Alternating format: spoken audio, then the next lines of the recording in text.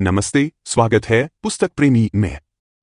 अगर आपको किताबों का शौक है तो चैनल को सब्सक्राइब करें और बेल आइकन दबाएं। चलिए आज की वीडियो शुरू करते हैं। सोचिए अगर आपके सामने कोई अचानक मेडिकल इमरजेंसी आ जाए या फिर आप अपने सपनों की वेकेशन पा जाना चाहते हैं, क्या आप तैयार हैं?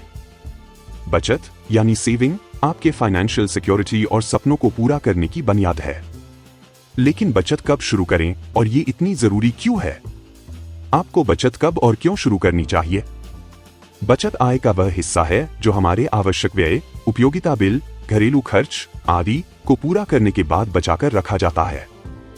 जब हम किसी नए व्यवसाय की स्थापना, कुछ महंगी वस्तुओं में निवेश या किसी वित्तीय आपात स्थिति, चिकित्सा लागत, अप्रत्याशित नौकरी छूटना जैसी स्थितियों का सामना करते हैं, तो कोई भी व्यक्ति ऐसी स्थितियों से आसानी से निपट सकता है, बशर्ते उसके पास पर्याप्त बचत हो।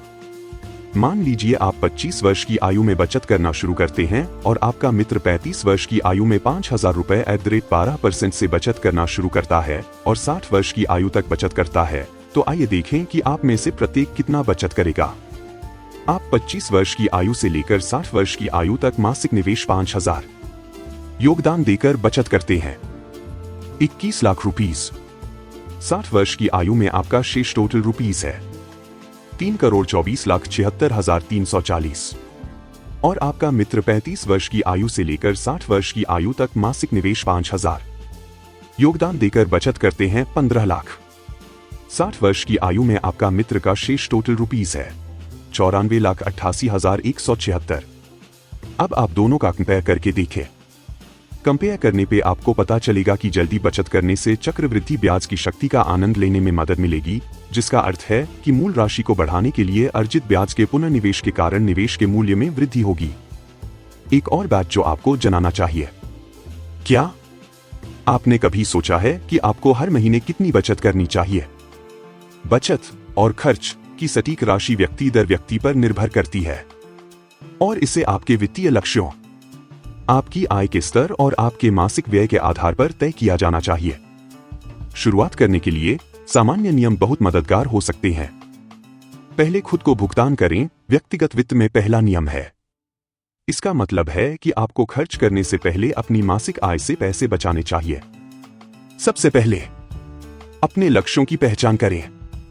मुद्रास्फीति, मूल्य स्तर में वृद्धि, समायोजित आवश्यकता की गणना करें और फिर सुनिश्चित करें कि आपकी आय हर महीने आपके वेतन खाते से आपके बचत खाते में स्थानांतरित हो जाती है। एक अन्य नियम जो आपकी आय को बचत और व्यय में विभाजित करने में आपकी मदद कर सकता है, वह है बहुत लोकप्रिय 50-30-20 नियम।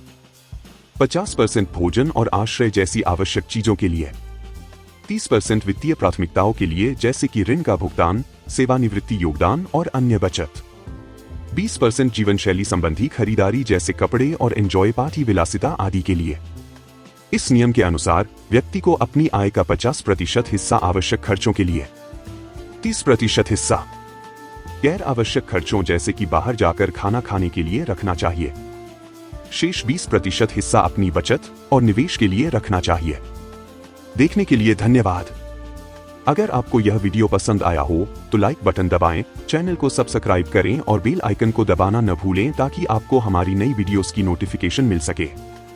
नीचे कमेंट करके हमें बताएं, हमें आपकी राय जानकर खुशी होगी। अगली बार तक खुश रहिए और जुड़े रहिए। धन्यवाद।